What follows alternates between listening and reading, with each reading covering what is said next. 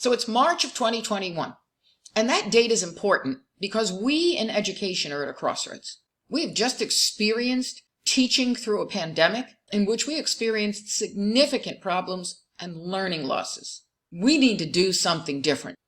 I talk a lot about moving from teacher-dependent learning environments to student-dependent learning environments, and I have a blog post on that. And it's also about building academic resilience.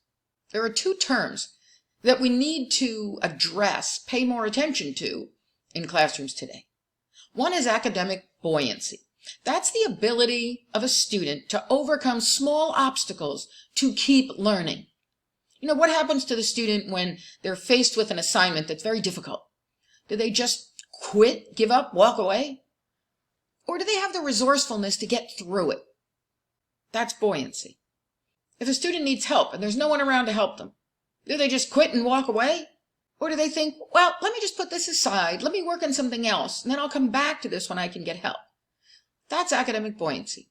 When students can move through the obstacles that come their way in learning, the small-scale obstacles, the short-term obstacles, that's buoyancy. Taking that to a higher level, what about the big obstacles that come in our way? What about needing to learn from home for a year? What about overcoming the traumas of poverty? What about learning coping skills and compensation for learning difficulties or learning disabilities? All of that is about overcoming bigger challenges. If you are academically resilient, it means that you can learn no matter what. And it's not about teacher dependency. It's about self-dependency. These are some of the skills of academic resilience.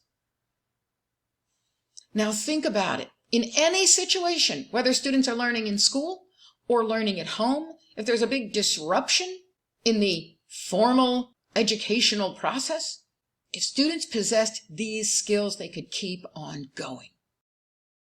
I fear that as schools begin to reopen and get back to normal, that there will be a big push to address learning gaps by providing more lessons, by providing more direct instruction, by focusing on academics, and that would be a mistake. We need to focus on academic buoyancy and academic resilience. We need to focus on executive function, social and emotional learning to get to academic buoyancy and academic resilience. And we can do that while we are presenting content.